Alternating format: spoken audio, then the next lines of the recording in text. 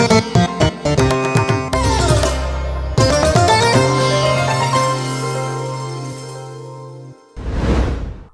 প্রিয়জনেরা, প্রভু যীশু খ্রিস্টের নামে সকলকে জানাই অভিনন্দন। আপনারা এই জায়গাটা কি দেখছেন? এটা জেরুসালেমের একটা বিশেষ জায়গা।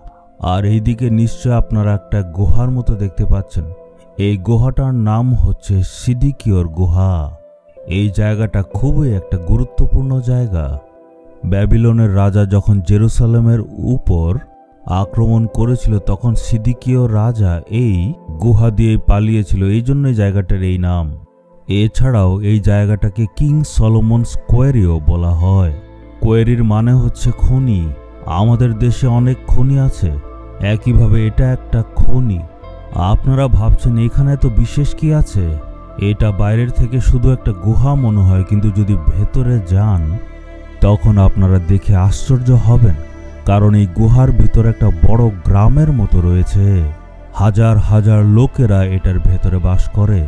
এই গুহাটার ভেতর থেকে অনেক বড় বড় পাথর বের করে নেওয়া হয়েছিল যখন সলোমন রাজা ঈশ্বরের জন্য মন্দির তৈরি করেছিলেন। অনেক বড় বড় পাথর খোদাই করে সেই মন্দিরকে তৈরি করা হয়েছিল। আপনারা জানেন যেই গুহা থেকে সেই পাথরগুলি নেওয়া হয়েছিল, আপনারা সেই গুহার ভেতরটা দেখবেন। এই সেই গুহা যার ভেতর থেকে বড় বড় পাথরকে নিয়ে যাওয়া হয়েছিল মন্দিরের জন্য। অনেক কর্মচারীরা মিলে এই গুহার ভেতর থেকে বড় বড় পাথর কেটে ভেঙে নিয়ে গিয়েছিল, যাতে সবচেয়ে উঁচু একটা মন্দির জেরুসালেমে তৈরি করা যায়।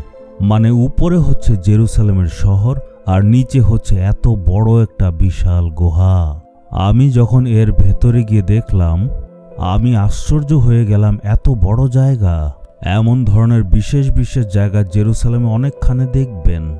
চলুন এখন ঈশ্বরের বাক্যর দিকে ধ্যান দেওয়া যাক। আমরা এখন দেখব দ্বিতীয় বিবরণের 33 অধ্যায়ের 29 পদে।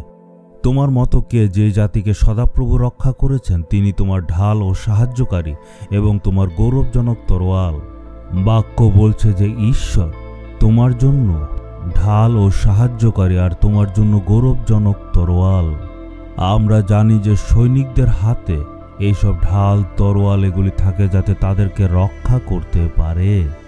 তারা ডান হাত দিয়ে তরোয়াল ধরে থাকে আর বাম হাত দিয়ে তারা ঢাল ধরে থাকে, কারণ তরোয়াল দিয়ে শত্রুদেরকে তারা আক্রমণ করে আর ঢাল দিয়ে নিজেদেরকে আক্রমণ থেকে রক্ষা করে। বাক্য বলছে ঈশ্বর আমাদের জন্য ঢাল এবং তরোয়াল। কেন সেটা হলো? মানুষের সাথে যুদ্ধ করার জন্য না, কারণ আমাদের শত্রু হলো একজন ব্যক্তি, শয়তান, যে ক্ষতি করতে চায়। আমাদের পরিবারে, আমাদের সমাজে আমাদের বিরুদ্ধে কাজ করতে চায়, আমাদের সেবা কাজে আর আমাদের কর্মস্থানে দুঃখ বিপদ সে নিয়ে আসতে চায়। কোনো না কোনোভাবে সে আমাদেরকে ফেলার চেষ্টা করে, আমাদের বিশ্বাসকে নষ্ট করার চেষ্টা করে। আমাদেরকে শয়তানের হাত থেকে রক্ষা করতে ঈশ্বর ঢালের রূপে আর তরোয়ালের রূপে আসেন। আমরা যাতে সাহসের সহিত বলি, হে শয়তান, আমার ঈশ্বর আমার সঙ্গে তরোয়ালের মতো আর ঢালের মতো আছে, তুমি কিছু করতে পারবে না। আপনি প্রার্থনাতে শয়তানের সম্মুখীন হন। বিশ্বাসের সহিত আমরা আমাদের অস্ত্রকে ব্যবহার করব। আমার ঈশ্বর আমার তরোয়াল, তুমি কিছু করতে পারবে না। আপনি মনে বিশ্বাস নিয়ে তরোয়াল নিয়ে শয়তানের সাথে লড়াই করুন। বলুন, হে শয়তান, তুমি আমার বিরুদ্ধে কিছু করতে পারবে না, ঈশ্বর আছেন। এমন বললে শয়তান পালিয়ে যাবে।